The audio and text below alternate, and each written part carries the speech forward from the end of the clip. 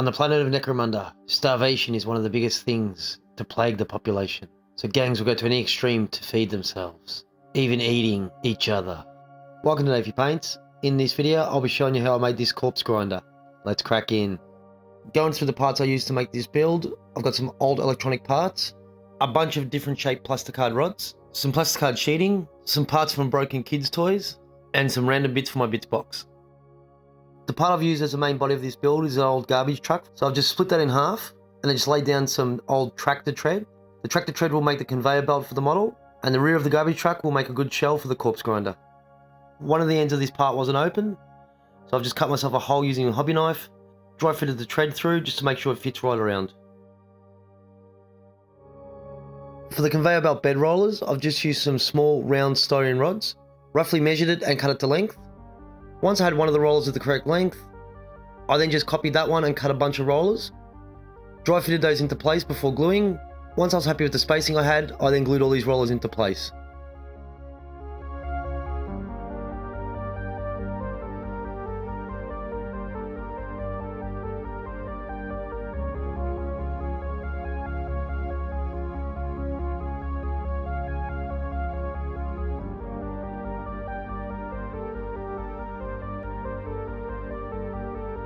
With all the bed rollers in place, it was time to put down the tread. With the tread in position and straight, I glued that together. Also to note, I left a little bit of extra space on the tread for a final roller to be placed in. The final roller to be placed in has to sit a little bit higher than the others. So to build up a little bracket, I've used some square plasticard rod, put a piece of this on either side and cut it to size. And in between the two, I've placed the final roller, and with that, the conveyor belt is now completed. For the side brackets inside the grinder, I've used this L-shaped plasticard rod. This was really easy to do. I just dry fitted it into place, cut it to length, cleaned up any excess off the ends, and then glued it into place.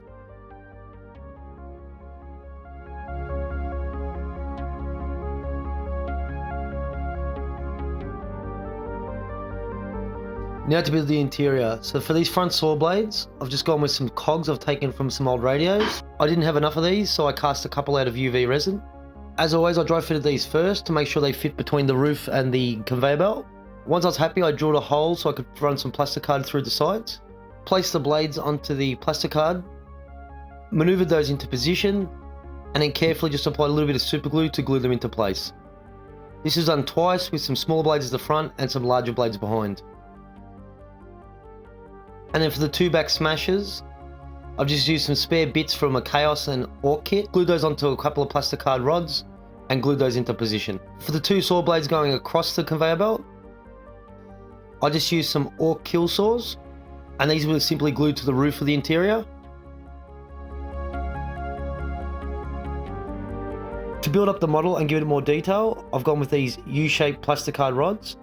Simply dry fitted those into place, cut them to size, and then glued those down. I've done this around the entire exterior of the model. This will give it the detail it requires and also make it look like it's got the strength required to hold it up.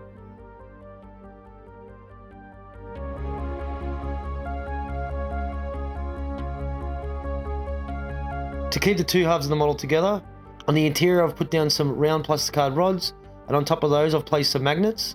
So once I join it together, this snaps it into place nice and solidly.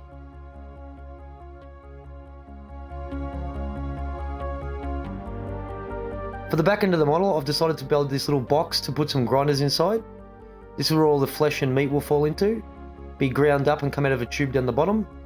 For this, I've just used plasticard to build this up. So I've measured the pieces I needed, glued those all together, and I've slotted this into the two U-shaped pieces on the back of the model.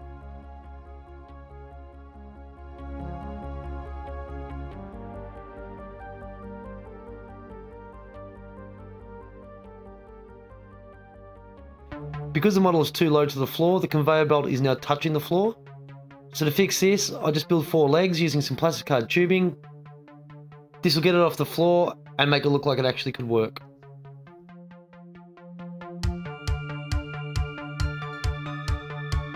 For all the detail around the model, nothing special. I've just gone through my bits box, found the parts I think look the coolest, and glued those on random areas around the model. Gluing these bits on will represent the motors, engines, and whatever else could be on this machine to make it work. Once I got this square back piece on, now it's time to fill it with the cogs and grinders. Got these like earring bead set. These ones are like little flowers. There's two different sizes here, so the really small ones I've put on the bottom row, and the slightly bigger ones I've put on the top row. And for the bigger blades, I've just used these cogs, also picked up from the dollar store. For the cogs, I've just used plastic card to run through the middle of these and then pin these into place. And for these little bead things, I've just used a paper clip to pin these into place.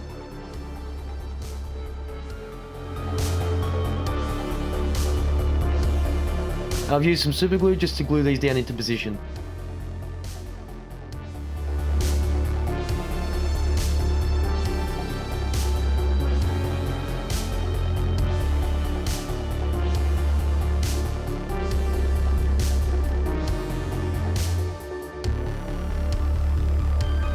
Also on the outside of the bucket again, I've just glued some extra bits and pieces on just to make it look like this actually could be working.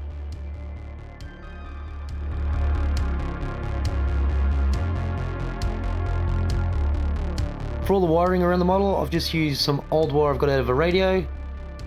To make sure the wiring is going to be long enough, I always dry fit it first. Once I was happy with the length, I just cut myself a piece, drill a hole into each end where it's going to be placed, and pin this into those areas.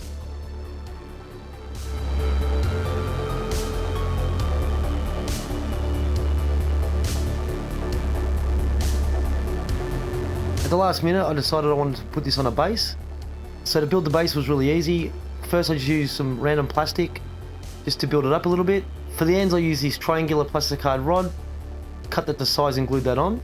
And for the center I used this pre-textured plastic card sheeting, cut myself a piece of that and glued that to the entire base. The last thing I did was glue this pipe to the bottom. This is where the delicious meats will flow into. The reason why the piping is cut very short and plugged into nothing is because there's another piece of terrain coming in the future that this will fit into.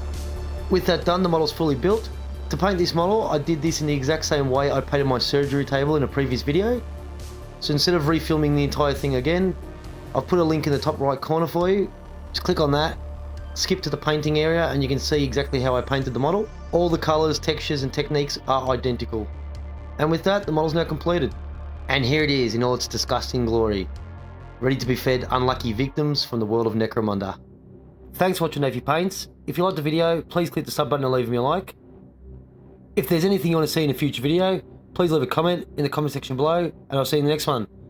Catch ya!